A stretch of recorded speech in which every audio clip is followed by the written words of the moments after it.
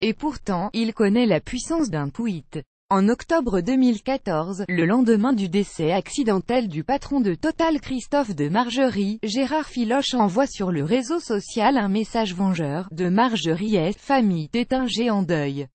Les grands féodaux touchent. Il st fragile. Le successeur nous volera il moins sick. Le tweet lui vaudra des torrents de critiques. Filoche n'est à cure, il maintient, il en est presque fier. Et il remet ça en fin de semaine dernière, relayant un tweet qui Emmanuel Macron, qui arbore un brassard nazi ou $1 a remplacé la croix gammée, les bras levés devant les figures de Patrick Drahi, Jacques Attali et Jacob Rothschild, tous trois de confession juive. Message, un sale type, les Français vont le savoir tous ensemble bientôt sick. Cette fois, au-delà du tollé général, le PS menace d'exclure Tony Truant représentant. À l'école des trotskistes, l'auteur du tweet ne représente pourtant pas grand-chose. Gérard Filoche est un trotskiste, de ceux qui savent noyauter une organisation avec une poignée de fidèles. Ces techniques, il les a apprises dès les années 1960. Il est né en 1945 en intégrant les jeunesses communistes, puis la LCR. Il figure parmi les pionniers, aux côtés notamment d'Alain Krivine et fait partie de la T1, la tendance 1, très influente. Formateur au sein des « écoles de forme » où les révolutionnaires en herbe s'initient aux techniques et mouvements révolutionnaires, il y a laissé un bon souvenir. Il était un très bon, se souvient l'une de ses ex-trotskistes. L'histoire des révolutions par Filoche, c'était passionnant. Déjà, Filoche est là, Tony Truant est brillant, hâbleur et provocateur. Déjà, il prend quelques libertés avec la vérité. Pour sa défense après l'affaire du tweet, Filoche se prévaut de sa condition de cofondateur de SOS Racisme, qui voit le jour en 1984. Or, ceux qui entourent alors Julien Dray, à l'origine du mouvement antiraciste, se souviennent d'une arrivée plus tardive de Filoche parmi eux, en 1985.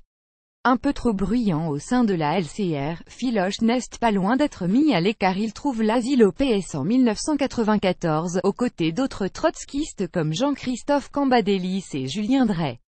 Devenu entre-temps inspecteur du travail, il dirige la revue Démocratie et Socialisme, qu'il transformera en mouvement autonome. À la tête d'un petit groupe qui le vénère, Filoche s'arrange toujours pour être dans sa position favorite, le minoritaire brimé par la direction du parti. À chaque élection interne, il présente sa candidature puis, parce qu'il ne peut aller au bout faute de soutien, noue des alliances afin de récupérer des sièges dans les instances.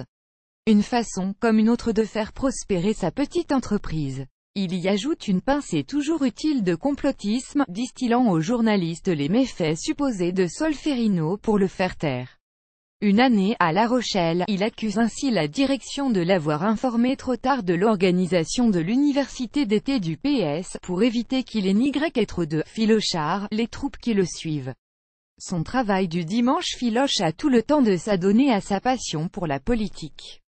À la fois inspecteur du travail et syndicaliste CGT, il bénéficie d'une totale autonomie dans métier. Celle, notamment, de ne pas trop travailler. Il ne faisait pas grand-chose la semaine, à part militer, mais travaillait le dimanche dans quartier du Marais pour mettre des PV contre ceux qui travaillaient le dimanche, raconte l'une de ceux qui l'ont côtoyé à l'époque. Filoche, depuis quelques années, encore plus de temps, puisqu'Oyol est retraité. Il consacre tout temps libre à combat politique, qui se résume au ministère de la parole. Il n'a jamais été élu. Mais talent oratoire, sa gouaille, ses colères confondantes, ses yeux parfois embués lorsqu'il défend ses causes ravissent les médias. Gérard Filoche, l'homme sans mandat, le socialiste solitaire et minoritaire, est devenu l'une des chouchous des chaînes d'infos en continu. Son succès médiatique s'est retourné contre lui. Si Gérard Filoche était resté Filoche Gérard, tweet serait sans doute passé presque inaperçu.